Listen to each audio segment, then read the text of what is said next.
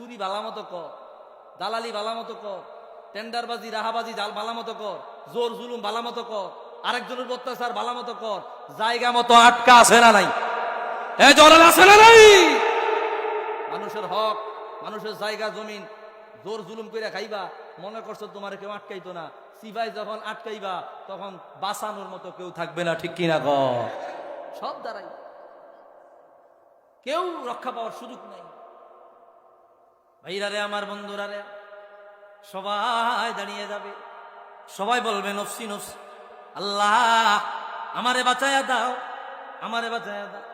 সবাই একই কথা বলবে, কঠিন হাসর দিনে নফসি নফসি বলিবে সব নবী উম্মত গণে, আইরে রসুল বিনে বাঁচাইবে হাসর কোন জনে রে। আল্লাহু আকবার। শাফাআতকারী শুধুমাত্র আমার রসুল। আল্লাহ অনুমতি দিয়েছে, আম অনুমতি, শাফাআতের মালিক বানায় দিস। কত কথা মনে আসে, কত কথা শাফাআতের মালিক বানায় দিস। সাহাবী জিবরিল এসে, হুজুর আল্লাহ আপনাকে দুইটা জিনিস দিছে, কোনটা নিবেন? দুইটা জিনিস কি? অর্ধেক উম্মত বিনা হিসাবে জান্নাতে যাইব, তা বাকি অর্ধেকের হিসাব হইব। তো হিসাব হইলে যারা জান্নাতে যাইব যাইব, যারা জাহান্নামে যাইব যাইব। আচ্ছা, 2 নম্বর অপশন কি? আপনার শাফাআতের মালিক বানায় দিছে। প্রথমটা হরা, দ্বিতীয়টার মধ্যে টিক চিহ্ন লাগাও। আল্লাহু আকবার। সব উম্মতরা আমি ইজমালি ভাবে শাফাআত করব, এটা রাসূলের কথা। রাসূলের কথা শুনিয়া সাহাবী একজন তার আগে, হুজুর আমারে করবেননি? বলি ইন্না শাফাআতি লাকা, আমি তোমার শাফাআত করব। আরেকজনকে, হুজুর আমারে করবেননি? কই করব। আরেকজন তার আগে, আমারে করবেননি। সাহাবায়ে কেরামের মধ্যে একটা হট্টগোল শুরু হয়ে গেল। হুজুর ইজমালি ঘোষণা দিলেন, ইন্না শাফাআতি লি আহলিল কাবাইরি মিন উম্মতি। রাসূলুল্লাহ রওজা আনোয়ারে হাদিস লেখা, যারা মদিনা শরীফ গেছেন, ইন্না শাফাআতি লি আহলিল কাবাইরি মিন উম্মতি।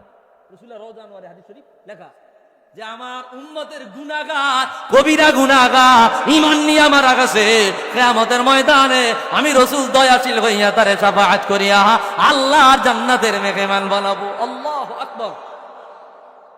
রাসূল শাফাআত করে। আজকে এক দল আছে শাফাআত বিশ্বাস করে না, আছে না নাই? রাসূলের শাফাআত মানে না, নাউজুবিল্লাহ কোন না। আরে বেটা, রাসূলুল্লাহরে আল্লাহ কিয়ামতের ময়দানে সম্পূর্ণ দায়িত্ব দিয়ে, হুজুর কিয়ামত মাঠ আমনে, হুজুর কিয়ামতের মাঠ আপনার, মায়ের যা খাওয়ার তো কিয়ামতের ময়দান কায়েম হওয়ার আগে কবরই খায়া লাগবে। এই কথা কয় না? হিসাব নিকাশ ওই সময় শাফাআতের সময় তো রাসূল যার ঈমান আছে এরা ধরে ধরে জান্নাতে নিব। সুবহানাল্লাহ কোন। বলে হুজুর তাহলে সুর শেষরা বাটপার যেটি আছে এটিতে একটা ফিটান ফটান দিতে হইব না? এটি তো কবরই খায়া লাগবে ফিটান। কি কথা কয় না? এটি তো ফিটান কবরই খায়া লাগবে। হায় হায়, কবর। গতকালকে যেখানে আলোচনা করছি, বিষয় দিছে কবরের আযাব, হাদিসগুলো পড়ছি, সেখানে কি কঠিন আযাব, কি কঠিন যন্ত্রণার আযাব।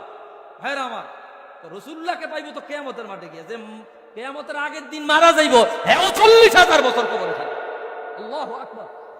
40,000 বছর সেও কবরে থাকবে। তো 40,000 বছর বইরা যদি একজনের ফিডায়, তাহলে থাকবোটা কি? কথাটা বুঝেন না আপনারা? আল্লাহ আমাদের মাফ করুক, আমিন কর। দোয়া করবেন, আল্লাহ ঈমানের সাথে মরণ দিও, কবরে আযাব দিও না। দোয়া করবেন।